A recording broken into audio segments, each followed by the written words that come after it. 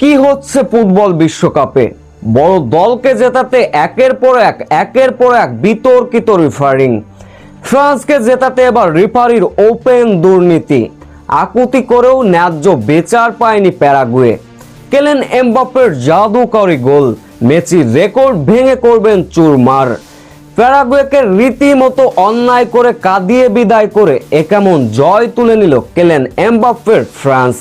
Match জুড়ে যেসব অঘটন ঘটেছিল, বিস্তারিত জানতে ভিডিওটি না টেনে সম্পূর্ণ দেখার অনুরোধ রইল।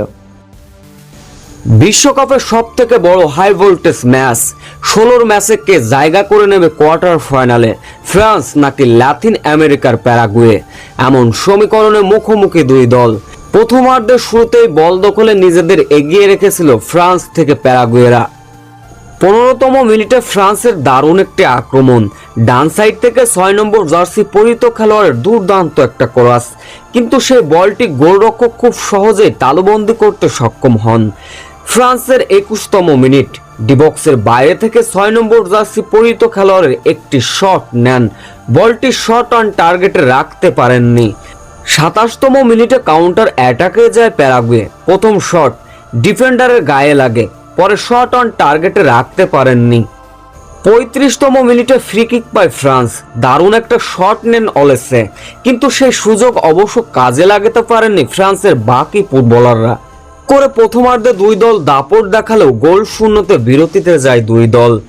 48তম মিনিটে 14 নম্বর খেলোয়াড়টি সামান্য বাইরে থেকে বলটি চলে যায়, তাতে করে হতাশার মাত্রা বেড়ে যায় ফ্রান্সের।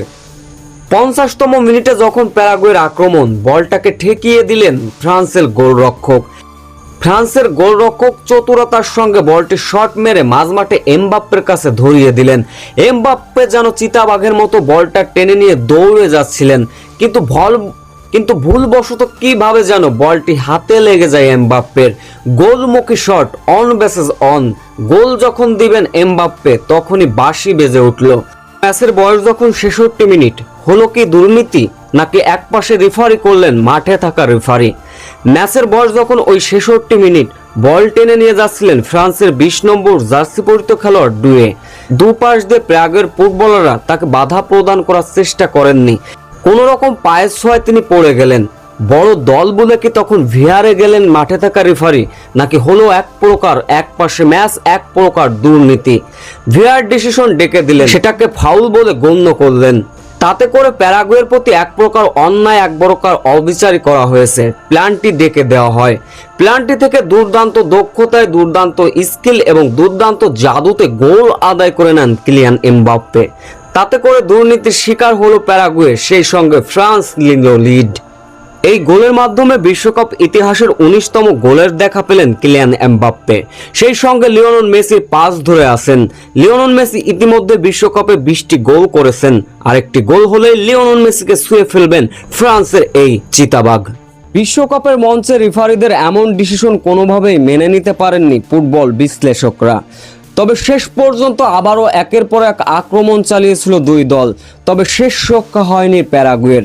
শেষ পর্যন্ত ফ্রান্সের কাছে 1-0 গোলের ব্যবধানে হেরে এবারের বিশ্বকাপ থেকে ম্যাচ শেষ হবার পরেই প্যারাগুয়ের সকল ফুটবলাররা সেই রেফারির দিকে তেড়ে গিয়েছিলেন, যেন অন্যায়ের প্রতিবাদ করছিলেন, মারতে পারলে যেন বাঁচতেন।